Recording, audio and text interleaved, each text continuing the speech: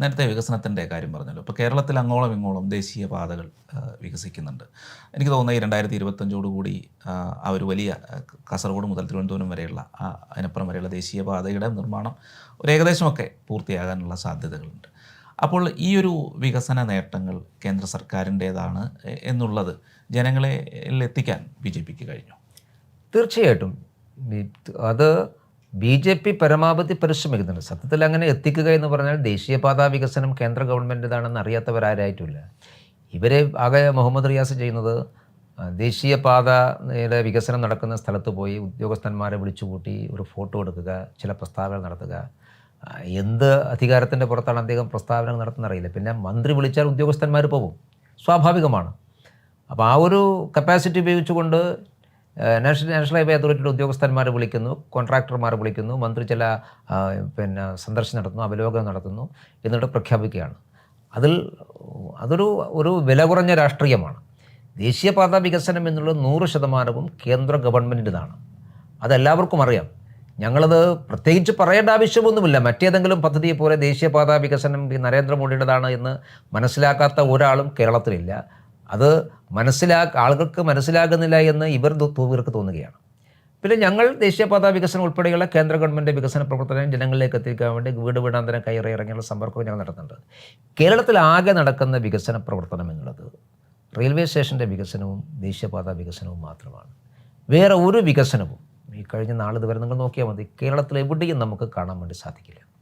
അപ്പോൾ അത് ജനങ്ങൾക്ക് ബോധ്യം. അതുകൊണ്ടാണ് ഈ കഴിഞ്ഞ പ്രാവശ്യം പാർലമെൻറ്റ് തിരഞ്ഞെടുപ്പ് നടന്നപ്പോൾ 20% വോട്ടിലേക്ക് BJP എത്തിയിട്ടുള്ളത്. ജനങ്ങൾക്ക് ഈ കാര്യം ബോധ്യമുള്ളത് കൊണ്ട് തന്നെയാണ്. 2025 ദേശീയപാതാ വികസനത്തിൻ്റെ ഒരു ഘട്ടം പൂർത്തിയാകും. പ്രധാനപ്പെട്ട റെയിൽവേ സ്റ്റേഷനുകളുടെ പണിയും അപ്പോഴേക്ക് പൂർത്തിയാകും.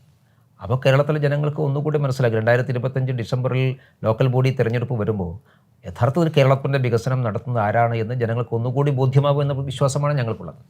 2025 പഞ്ചായത്ത്, കോർപ്പറേഷൻ തുടങ്ങിയ വലിയൊരു തെരഞ്ഞെടുപ്പാണ് നടക്കാൻ പോകുന്നത്. അത് കഴിഞ്ഞ് അടുത്ത വർഷം നിയമസഭ. BJP എങ്ങനെ കാണുന്നു? 2025 2026 കേരളത്തിൽ BJPയെ സംബന്ധിച്ചിടത്തോളം ഏറ്റവും നല്ല 2 വർഷങ്ങളായിരിക്കും. കാരണം അത്രയധികം ആത്മവിശ്വാസം ഓരോ BJP പ്രവർത്തകനുമുണ്ട്, ഞങ്ങളെ സ്നേഹിക്കുന്നവർക്കുമുണ്ട്. കഴിഞ്ഞ ലോക്സഭാ തെരഞ്ഞെടുപ്പ് കഴിഞ്ഞപ്പോൾ BJPക്ക് കേരളത്തിലൊരു വിന്നബിലിറ്റി ഇല്ല എന്ന് ബോധപൂർവം പ്രചരിപ്പിച്ച ആളുകളൊക്കെ അത് മാറ്റി പറയേണ്ടി വന്നു. BJPക്ക് ജയിക്കാൻ സാധിക്കും. BJPക്ക് ജയിക്കാൻ സാധിക്കുന്നത് BJPയുടെ പരമ്പരാഗതമായിട്ടുള്ള ശക്തി കേന്ദ്രങ്ങളിൽ മാത്രമല്ല.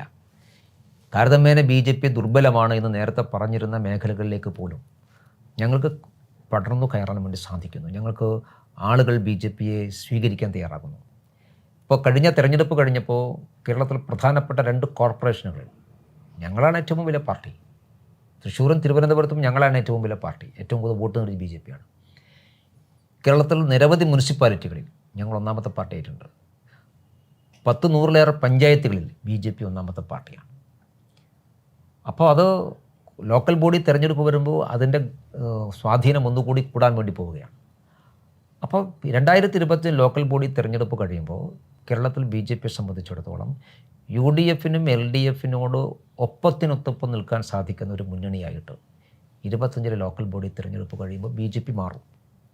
അത് മാറ്റാൻ വേണ്ടിയിട്ടുള്ള പരിശ്രമം ഞങ്ങൾ നടത്തുന്നുണ്ട്. പക്ഷേ സാഹചര്യമുണ്ട്. അതിൻ്റെ ഒരു റിഫ്ലക്ഷനായിരിക്കും 2026 കേരളത്തിലുണ്ടാകാൻ വേണ്ടി പോകുന്നത്. അപ്പോൾ 2026 അസംബ്ലി ഇലക്ഷനോടുകൂടി ഇന്ത്യയിലെ മറ്റെല്ലാ പ്രദേശങ്ങളെയും പോലെ കേരളത്തിൻ്റെ രാഷ്ട്രീയത്തെ നിർണ്ണയിക്കുന്ന ഒരു ഡിസൈഡിങ് ഫാക്ടറായിട്ട് BJP മാറാൻ വേണ്ടി പോകും. അതുകൊണ്ടാണ് ഞാൻ പറഞ്ഞത് 2025 2026 കേരളത്തിലെ BJPയെ സംബന്ധിച്ചിടത്തോളം ഏറ്റവും നല്ല വർഷങ്ങളായിരിക്കും. ഞങ്ങൾ ഒരു ഘട്ടം കഴിഞ്ഞു. അതായത് എതിർപ്പിൻ്റെ, അവഹേളനത്തിൻ്റെ, അപമാനത്തിൻ്റെ, ഒറ്റപ്പെടുത്തലിൻ്റെ ഘട്ടം കഴിഞ്ഞു. ഇനി കേരളത്തിലെ BJPക്കുള്ളത് അംഗീകാരത്തിൻ്റെ വർഷങ്ങളാണ്. ആ അംഗീകാരത്തിൻ്റെ വർഷങ്ങളുടെ ഭാഗമായിട്ടാണ് 25-നെയും 26-നെയും ഞാൻ കാണുന്നത്. ഒരു രാഷ്ട്രീയ പാർട്ടിയുടെ സംസ്ഥാന ചുമതലയുള്ള ആളാണ്. സ്വാഭാവികമായിട്ടും മറ്റ് രാഷ്ട്രീയ സംഘടനകൾ ഭാവിയിൽ എന്താകും എന്നുള്ളതിനെക്കുറിച്ചൊക്കെ ഒരു ചിന്തയുണ്ടാകുമല്ലോ. 2026 LDFനെയും UDFനെയൊക്കെ നയിക്കാൻ പോകുന്ന ആരായിരിക്കും? വിശകലനം ചെയ്തിട്ടുണ്ട്? മറ്റു രാഷ്ട്രീയ പാർട്ടികളെ ആര് നിയന്ത്രിക്കുമെന്ന് നമ്മൾ വിശകലനം ചെയ്യുന്നതിൽ പ്രസക്തിയൊന്നുമില്ല. ആ രാഷ്ട്രീയ പാർട്ടികളുടെ ആഭ്യന്തര നിലപാടുമായിട്ടൊക്കെ ബന്ധപ്പെട്ടുകൊണ്ടുള്ളതാണ്. പക്ഷേ കേരളത്തിൽ എനിക്ക് തോന്നുന്നു CPMൽ പിണറായി വിജയൻ മാറേണ്ടി വരും. പല കാരണങ്ങൾ കൊണ്ടും. പക്ഷേ പിണറായി വിജയനെ കോമ്പറ്റേറ്റീവ് എന്ന ഒരാളെ അവർ വളർത്തിക്കൊണ്ടുവന്നിട്ടില്ല. കോൺഗ്രസ്സിലും പ്രശ്നം അതാണ്. കോൺഗ്രസിൻ്റെ പ്രശ്നം വി ഡി സതീശൻ പ്രതിപക്ഷ നേതാവായി ഇപ്പോൾ വി ഡി സതീശൻ്റെ നേതൃത്വത്തിനായിട്ട് പരസ്യമായി കലാപം തുടങ്ങിയിരിക്കുന്നു. രമേശ് ചെന്നിത്തല രംഗപ്രവേശം ചെയ്യുന്നു. അതായത് യു ഡി എഫ് രാഷ്ട്രീയം എന്ന് പറയുന്നത് കുറേ സോഷ്യൽ ഫാക്ടേഴ്സിൻ്റെ ഒരു സംഘാതമാണത്. അവരങ്ങനെയാണല്ലോ, ലീഡർഷിപ്പ് ഇവരെങ്ങനെയാണ്.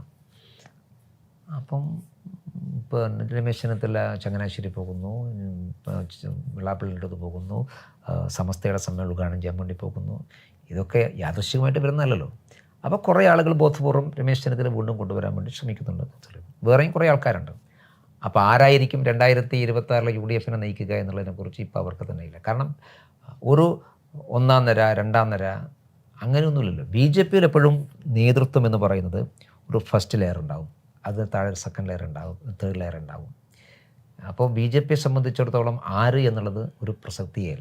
പക്ഷേ കോൺഗ്രസും സി പി എം ഒന്നും അങ്ങനെയല്ല. സി പി എം നേരത്തെ അങ്ങനെയായിരുന്നു. സത്യത്തിൽ സി പി എമ്മിൽ ഏതൊരാളോട് ചോദിച്ചാലും അടുത്ത നേതാവാരും എന്ന് പറഞ്ഞാൽ ചൂണ്ടിക്കാണിക്കാനുള്ളതായിരുന്നു. അങ്ങനെയാണ് വരിക. അപ്പം അങ്ങനെയില്ല. പക്ഷേ നേതാക്കന്മാരായാലും ഒരു കേരളത്തിൽ സംഭവിക്കാൻ വേണ്ടി പോകുന്നൊരു കാര്യം ഞാൻ പറയാം. 2026 ഉണ്ടാക്കുമെന്ന് ഞാൻ പറയുന്നില്ല. പക്ഷേ 26 കഴിഞ്ഞിട്ട് അടുത്ത നിയമസഭാ തെരഞ്ഞെടുപ്പ് വരുമ്പോഴേക്കും കേരളത്തിൽ സി പി എമ്മും കോൺഗ്രസും ഒരു മുന്നണിയാവും. ആ കാര്യത്തിലൊരു തർക്കമില്ല.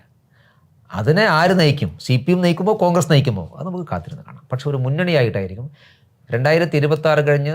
നോർമലി നിയമസഭാ തെരഞ്ഞെടുപ്പ് വരേണ്ടത് 2031 പക്ഷേ പുതിയ നിയമ ഭേദഗതി അനുസരിച്ച് 1 നേഷൻ 1 ഇലക്ഷൻ എന്നുള്ള നിയമം അപ്പോഴത്തേക്കും പ്രാബല്യമായി വന്നാൽ ഒരു പക്ഷേ 2029 വീണ്ടും ഒരു നിയമസഭാ തെരഞ്ഞെടുപ്പ് കേരളത്തിൽ നടന്നേക്കാം.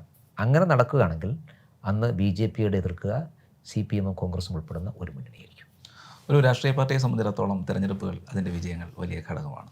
ഇനി നിർണായകമായ 2 വർഷങ്ങളാണ് വരാൻ പോകുന്നത്. താങ്കളുടെ രാഷ്ട്രീയ പ്രസ്ഥാനത്തിന് എല്ലാവിധ മുന്നേറ്റങ്ങളും ഉണ്ടാകട്ടെ എന്ന് ആശംസിക്കുന്നു. നമസ്കാരം. നന്ദി.